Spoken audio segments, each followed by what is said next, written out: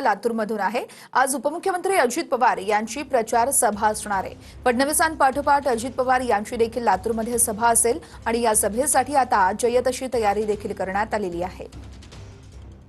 लातूर महानगरपालिकेच्या निवडणूक प्रचारासाठी आज लातूरमध्ये उपमुख्यमंत्री अजितदादा पवार यांची प्रचार सभा होते आहे। आपण जर पाहिलं तर अशा पद्धतीनं डॉक्टर बाबासाहेब आंबेडकर पार्क जे आहे महानगरपालिकेच्या समोरचं त्या ठिकाणी आपण पाहू शकतो। अशा पद्धतीनं जय्यत तयारी जी आहे ती राष्ट्रवादी काँग्रेसच्या वतीनं करण्यात आलेली आहे। राष्ट्रवादी मोठ्या ताकदीनं पहिल्यांदाच लातूर महानगरपालिकेची निवडणूक जी आहे ते लढताना पाहायला मिळते आहे। 60 जागा ज्या आहेत 70 पैकी त्या राष्ट्रवादी काँग्रेसनं आपले उमेदवार जे आहेत ते मैदानामध्ये उतरवलेले आहेत आणि एक वेगळी ताकद जी आहे ते या निवडणुकीमध्ये निर्माण करण्याचा प्रयत्न राष्ट्रवादी काँग्रेसने केलेला आहे। लातूरमध्ये भारतीय जनता पार्टी आणि काँग्रेस अशी थेट लढत होईल अशा प्रकारचे चित्र असताना राष्ट्रवादी काँग्रेसने मात्र आपण या निवडणुकीमध्ये लक्ष वेधलेलं आहे आणि एक वेगळं आव्हान निर्माण केलेलं आहे। अजितदादा पवार यांची लातूरमध्ये आज सभा होते आहे। महेंद्र जोंधळे, TV9 मराठी, लातूर।